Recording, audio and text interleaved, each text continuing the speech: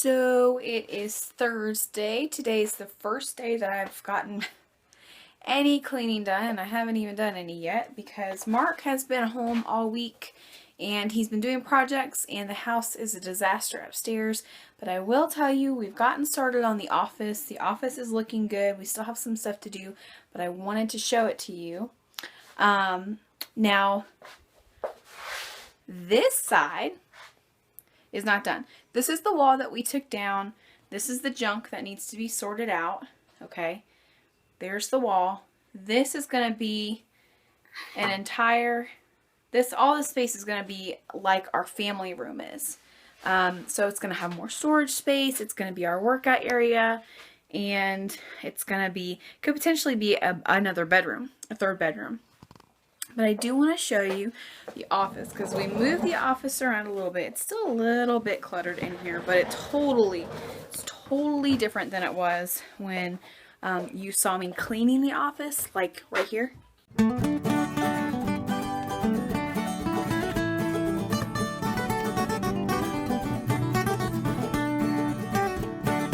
Right, so it's really crazy. So now I'll show you. My microphone on the back of my phone doesn't work, so I'm going to have to show you on the front of my phone. So here's the office. Isn't it darling? So when you walk in, over here, this is where my desk was. If you remember me cleaning, I actually had you sitting on this desk and I was cleaning over there. But this is where my desk was. And now there are bookshelves. We got these bookshelves for a steal. They're brand new. We got them from Big Lots yesterday for, I think it was like $40 for both of them, maybe a little less.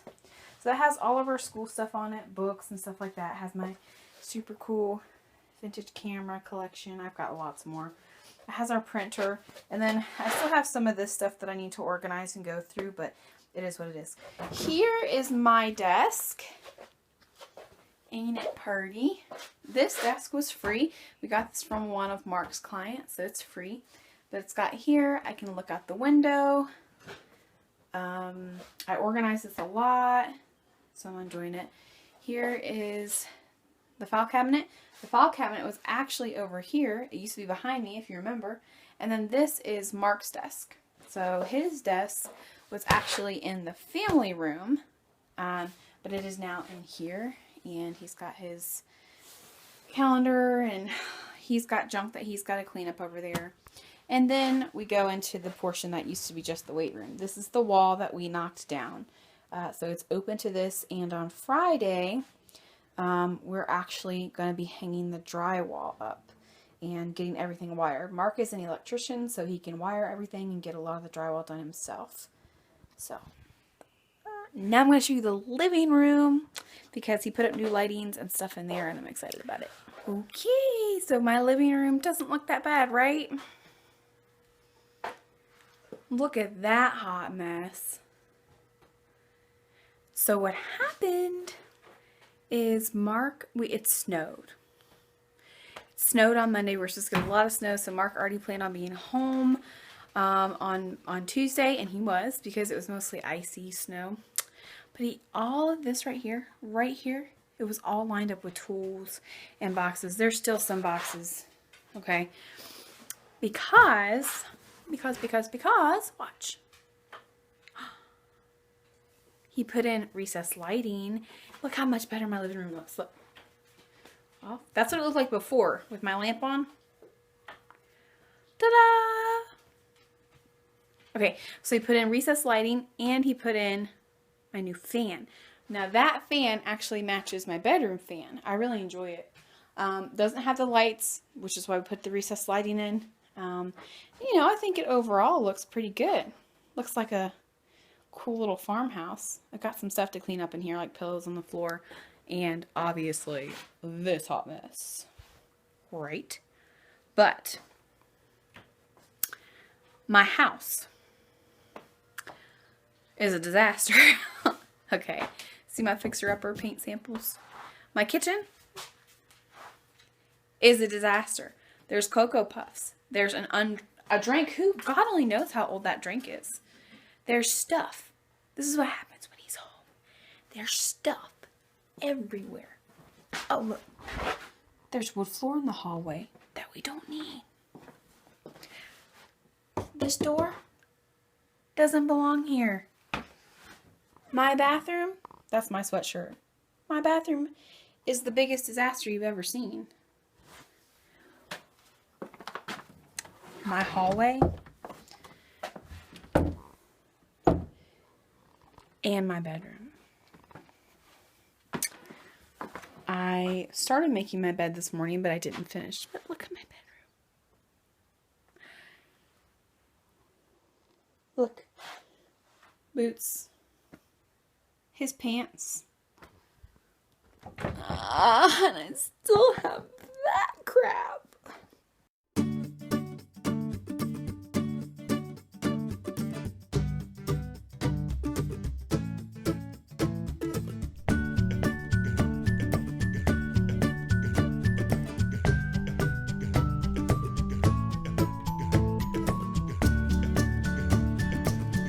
Oh, let me tell you about my week.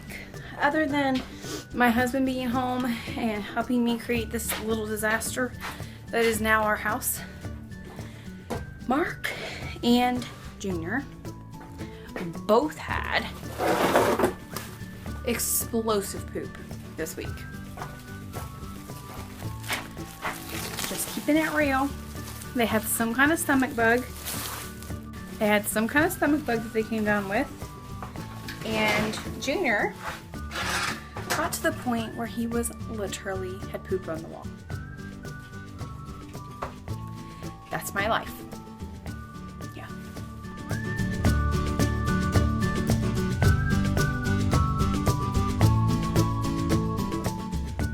So here we are at the end of week 4 of the Homestead Homemaking Challenge. My hair is wet. I just got out of the shower. I tried to pull it up a little bit. And it is Friday, March 17th, which is St. Patrick's Day. So my goal at the end of the 4th week was to have my house completely cleaned, completely purged, and completely done so that all I had to do was do quick cleans every day and maybe purge once a week, and I would maintain a clean home. And more than anything, out of this 4-week challenge, now I know we have the 6 to 8 week mark that we haven't gotten to yet, but more than anything during this 4-week challenge, if there's something major that God has showed me, it is that the things, the goals that you want, the goals that you set for yourself, and the things that are necessary to get done are and things that are worth having are typically things that are never ending. They are things where we take bunny trails and road maps cross over, and things happen. Applying that to homemaking, I have discovered, and maybe you're discovering as well, that a clean and pristine home isn't something that you work towards and attain. It's something that you must constantly work towards.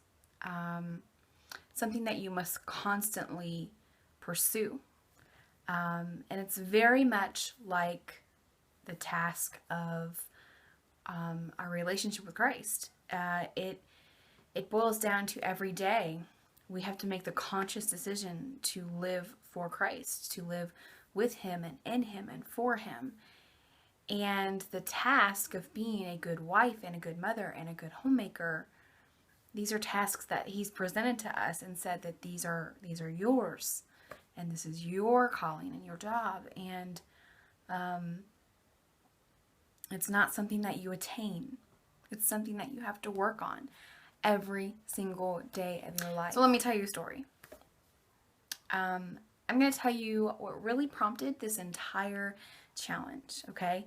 Some of you have some of you have caught on, some of you have thought this for a while, but I have the opportunity to write books.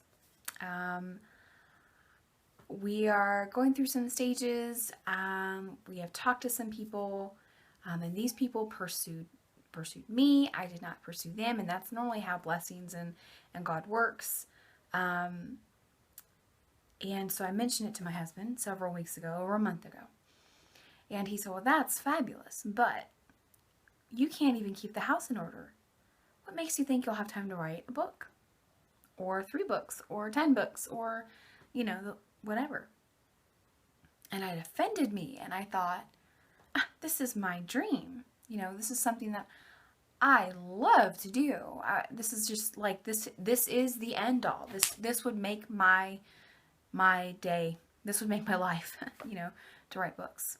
And he said, well, I understand that. He said, but don't forget, we have a house to keep up with. And it's true. And now, as you know, our house is in constant chaos. We have project after project after project. And whenever a project begins, it takes 6 months to end half the time. And the house is a disaster.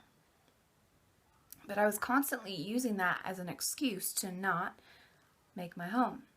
And as we've pointed out time and time again in this series, homemaking isn't just the act of cleaning, but the act of making a home and making your home a safe place for your family. And as we mentioned in a video, a launch pad into greater things.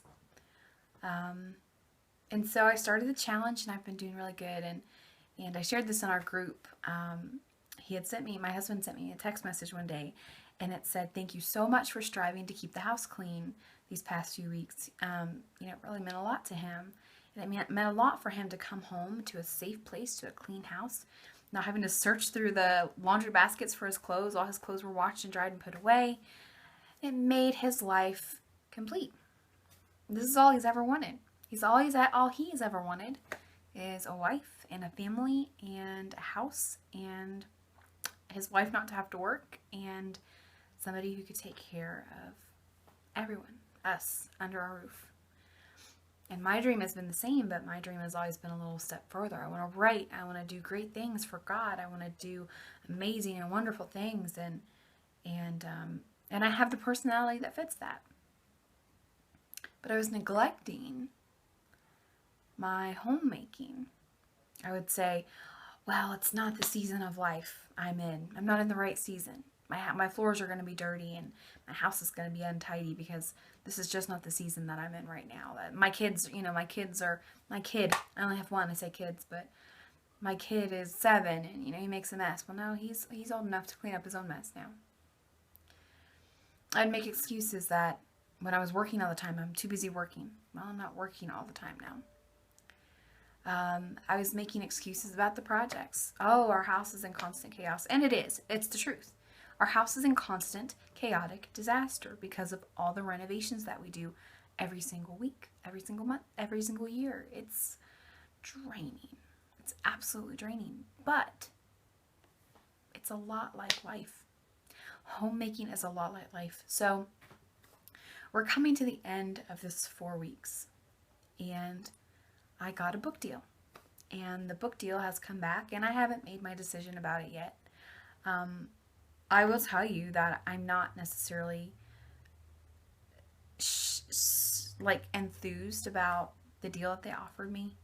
I feel like my time is a lot more valuable than what they came back with as an offer. And I stopped and I thought, I've been on a roll and I've been doing all of this stuff and it's been amazing and I feel great.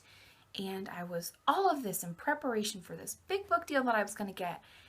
And now I don't even know if I'm going to take the book deal. What? What? And so I sat down and I just didn't know what to do. And it was hard on me because I had worked so hard and they didn't see my value that I brought to the table. I felt offended. I felt like I had put all this work into getting this amazing project put together. In the meantime, tending to my household and doing all of these things. And then the whole reason that I was doing it kind of fell apart. On my terms, I could take the book deal, but it's my launching pad that could soar me into future. And my decision right now, it'll either launch me into a mediocre future or an extravagant one. And I've stopped, and I close my eyes, and I just feel an overwhelming peace come over me. And it's like I go back to Job, and I'm going to link this video up here because I feel like it's really, really important for you to watch. And the scripture in Job that I mentioned in the video that's linked above here, it's about prioritizing, the video is about prioritizing homemaking and your family. And the scripture, I don't have my Bible handy, is about the ostrich and how she lays her eggs in the sand so that they'll stay warm, so that she doesn't have to sit on them and waste her time. So she creates this space where it's a great space, it's a fabulous space for them, but she creates it and she leaves and to go do her other things. And when the eggs hatch, while the incubation process has been fabulous, the nesting and raising and ostrich rearing is not, because they get trampled on. And the scripture in Job, the visual is only a scripture or two long, but the scripture says that she goes about her work in vain, not taking joy, basically, and not, she's doing what she has to do so that in return she can go do other things. She's creating this space that she thinks is safe and pleasurable and wonderful for her hatchlings, and it's been great for the incubation period, but it hasn't been great for the launching period because they suffer. And all of that came sweeping over me, and I just had to take a moment. I'm not saying that my homemaking series and homemaking and all that stuff, I'm not saying that's been in vain. I'm not. I've taken joy in it, and it's taught me a lot, and it's teaching me a lot, and I have found joy in making my family home a home. I'm taking joy in that, finally. But I was so disappointed when I felt like I had worked so hard for all of this, and then I don't even know if I'm going to do it now. My story, you know, Jesus spoke in parables, and I feel like my story might be able to bless you, because, or teach you or help bring this whole homemaking into a different light. You know, a lot of people, a lot of women get stressed out. A lot of women get angry. You know, why don't you pick up your clothes? Why don't you do this? The clothes hamper's right there. Why can't you put your clothes in it? Why are there dirty dishes everywhere? Why? Why are you such a slob? That's not homemaking. That is, I understand that frustration because I have those frustrations and I've been that girl. But during this time, it has really opened my eyes. It's not something that, when we say those things and do those things, it conveys to our family that we're just doing our jobs. And it's like they're employees. Why can't they do their job? That's not what homemaking is. There's a scripture, and I think I mentioned it in the last video, that says do all things without complaining or arguing. And that includes homemaking, very much. But don't homemake and make your home because you feel obligated or because you feel like you're an oppressed woman that has to do it. No. Don't make your home and clean your home with the sense of, well, I'm just doing it because I have to. You don't have to. You get to. You have a home. You have a family. Maybe you're single. I don't know. But you have a roof over your head. You don't have to do it. You get to do it. And the 4 weeks of me doing this has brought me more joy and just doing it. Just getting up, setting a routine, and just doing it. Just keeping up with it has brought me more satisfaction in the past 4 weeks than I have had in a lifetime of working. A lifetime of working towards a dream of writing. Because my family was taken care of, my family was happy, and my family appreciated what I was keeping up with, what I was doing. Now, I know that's not the case for all of you, but I know that I'm speaking directly to some of you, because I think that's the key here in this 4-week time period, is learning not to home make. Learning this skill of homemaking, don't do it in vain. It defeats the whole purpose. Do it out of a love and cherishment of, if that's even a word, of loving Christ and loving the order that He has set out before us, loving your family and wanting to launch your family into greatness. And the blessing that will come alongside you is absolutely astounding. I mean, guys, we have had so many blessings in the past 2 to 3 weeks that I literally cannot keep up. I told Esther and Marie the other day, I said, we have so many blessings that are coming. I'm like, slow down, wait, stop. Because I don't know how to keep up with this. I don't know how to organize all this. I can't. And God never asked us to organize His blessings or keep up with His blessings. He just says, here. I believe that God is a God of order, and I believe that He very much set us out to be Christians and people and children of order. God first, husband next, wife next, teammates, okay? I'm not talking about you being stepped all over by your husband. Then your children. And as a wife, you branch off. You branch off from that. Your first priority is your family and your homemaking and making this a beautiful place for your family to be raised and to live and to love. And then you set out and launch yourself and launch whatever it is that your heart desires, because the Proverbs 31 woman absolutely did. But in all things, it boiled down to, is this beneficial for my family? Is this beneficial for them? So, I'll keep you updated on that book. I will. And it's not just one book. It's many, many books that I'm working on.